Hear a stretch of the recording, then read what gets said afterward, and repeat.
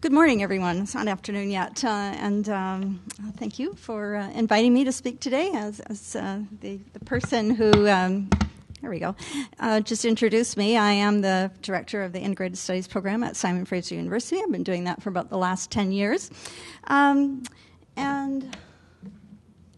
there are some of our students up there. They're not models. They're the real McCoy. I hope you can get a sense of kind of who they are from that picture, and I'll go into a little bit more detail. Our program at Liberal and Business Studies was originally designed as a pilot degree completion program, and it was a partnership with two large local corporations. The program admits mid-career adults to a cohort. So a cohort would comprise of about 35 to 38 individuals. And it allows them to continue working full-time while they complete their degree on a part-time basis. And the program's offered over 3 years during the daytime on alternate Fridays and Saturdays, 6 times a semester for 9 semesters. It's extremely innovative, given what universities are doing today, because it recognizes non-formal and informal experiences, and I'll go into a little bit more detail on that in a moment. This is a brief experience of the philosophy behind the program. It was designed as a response to the noticeable decrease in opportunities for adults to be admitted to SFU. And this is going back a few years. As I said, it originated in the 1990s, particularly to the decrease in mature student admissions to SFU. And we found in our research that only 2% of all the admissions to SFU back in those days were mature students. So there was a corresponding decrease in the number of evening courses and a corresponding increase in the demand for them by regular students with a higher registration priority. So you're already only 2% of the entire student population. You're competing for courses with students who are full-time and have a higher registration priority than you, and competing for fewer courses because the students who are full-time have more credits than you do, and the registration is based on the number of credits. So essentially it's a squeezing out of adults in post-secondary education, and particularly at the universities. So because classes are scheduled in the daytime on alternate Fridays and Saturdays, we do ask for employer support. So this would be part of the admission process. So the prior learning assessment is applied through the flexible admission process, and I'll just describe that.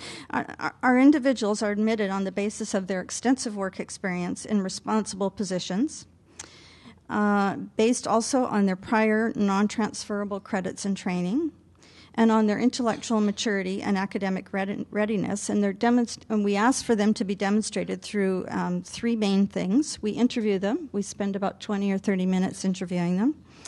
We ask, as I mentioned earlier, for employer support, and this would be through written employer support, so a letter from the supervisor of the particular person applying for the program, and also a written assessment instruments. But no part of the structured program can be completed through any of this, what we call prior learning assessment or flexible admissions.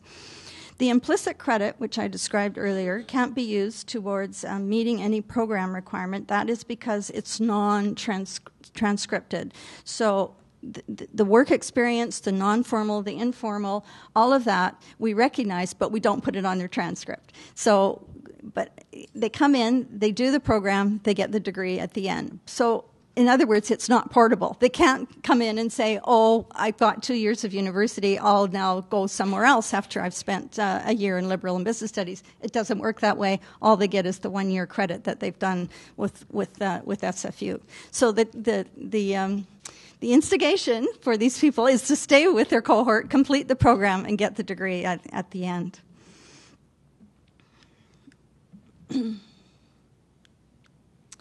Oh, the slide didn't come out very well. Dear. It looked a lot better when I composed it. So this is our assessment for determining readiness. And basically, it's that first arrow on the top is covering up what I meant to say. So how do we assess the first and second year through our indications to get these people into a third-year university, which is essentially what this program is. It's the third and fourth year of our Bachelor of General Studies, done part-time over 3 years. So the skills that we look for and the motivation to do such a program, how reliable might they be? Thanks. We do a particular assessment, and unfortunately it didn't show up on there, where we put 20% for work experience, we put 30% on the interview, and et cetera, and we added up to 100%. And this is how we do the assessment on people that would be coming into the program. So here's what some of our graduates have to say about the program, and I'll just let you read that. Hopefully you can see that one.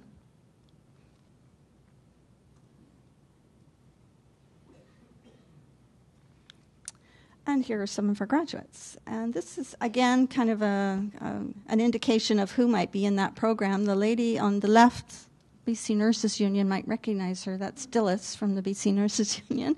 The fellow in the middle is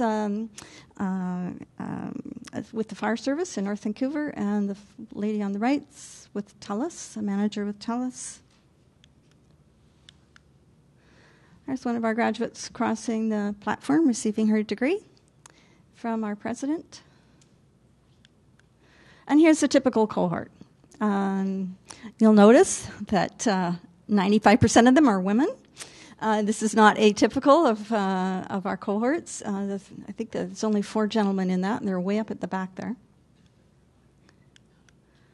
And here's another shot of our happy graduates on graduation day.